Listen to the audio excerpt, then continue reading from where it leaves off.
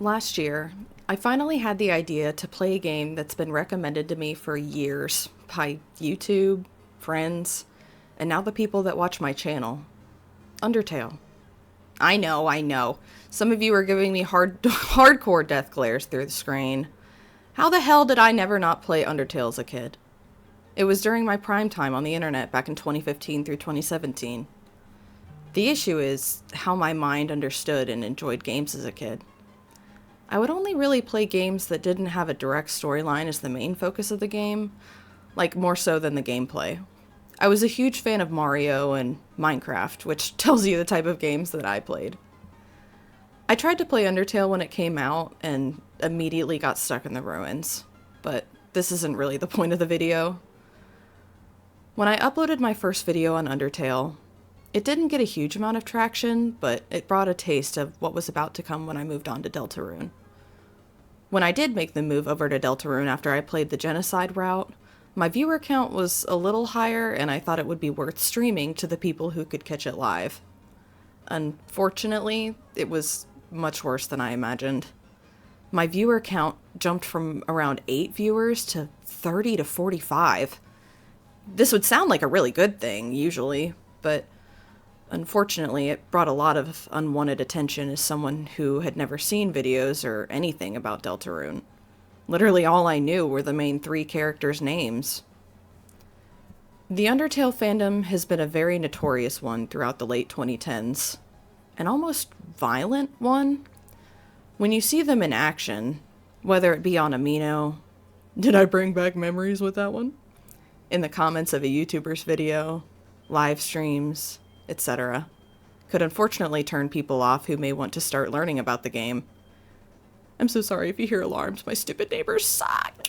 I believe the number one reason as to why the fandom behaves the way it does about the game is due to the way it is played.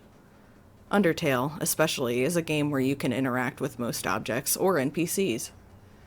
You aren't really sure in the beginning what you are or not supposed to interact with, so it's completely up to the player how in-depth they want to go. There were also many separate routes you could take, like the Genocide and Pacifist route. It almost felt like you were forced to experience each route to get the quote-unquote correct experience. As someone who doesn't normally play games like this, it was almost like a culture shock when the comments in backseat gaming started coming through. Unfortunately, throughout Undertale and Deltarune's lifetimes, there have been many instances of larger creators getting attacked to the point that they never want to experience the game again, even when new content gets released. I assume examples that immediately came to your mind were Mythsan, Jacksepticeye, and Markiplier.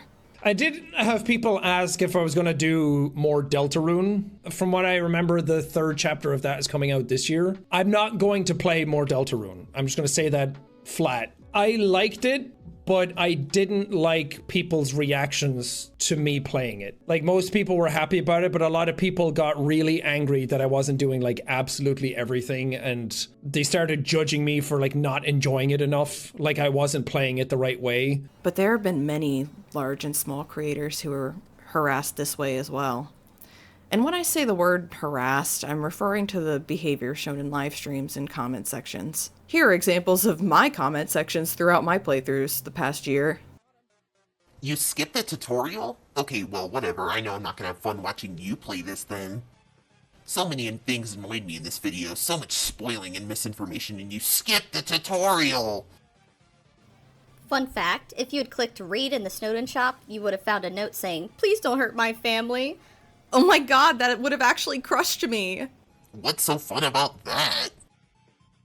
I'm a firm believer that this type of behavior is going to give players the opposite experience that these fans are expecting when they openly act like this. You can't really force a player to experience the game the way you want them to. I can assure you, if the player did have an amazing experience during their first playthrough, they will look more into the game and see what other routes they can take and experience for themselves. I can understand a fan wanting to see new players' reactions to things, but to be upset and call the creator out for not including specific dialogue in the final cut or not playing the route absolutely perfect on the first attempt is kind of disgusting in my eyes.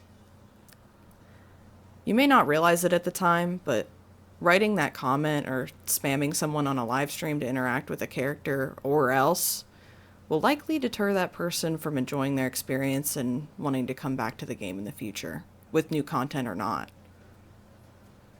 The other thing I have a personal issue with is how some people give excuses for fans to act this way. For example, I personally was talking to somebody recently about what was happening on my Deltarune streams and how other creators have reacted to this kind of thing. And that person responded, well, then don't live stream it next time. I don't think this behavior should be excused in any way. Why should a creator have to stop doing what they love just because fans cannot behave themselves? Players should not be afraid to share their experience online because creators are being shunned for how they play or react to said gameplay. Players can react to games differently depending on their preference, etc. And say it with me now, that's okay. Now, how can the fandom grow and be better in the future when it comes to interacting with players' playthroughs?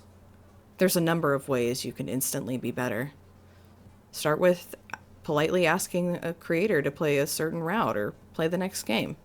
For example, hey creator, I'm so glad you enjoyed that route. What was your favorite part of it? I can't wait to see if you play the next chapter. See? Was that so hard?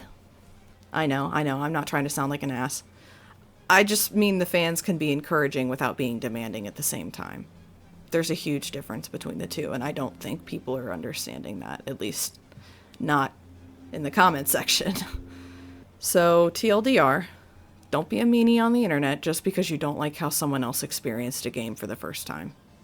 Remember, just because you played a game a specific way doesn't mean that's how everyone else is going to.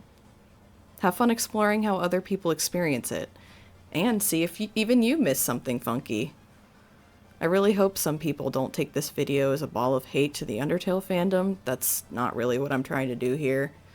I just want people to understand where I'm coming from as a smaller creator who recently really only got a taste of what other creators have experienced before me, which really shows how much of a problem this still is in 2025. And I think we need to be better before these next 2 chapters of Deltarune come out, before we completely burn the fandom to the ground before that happens.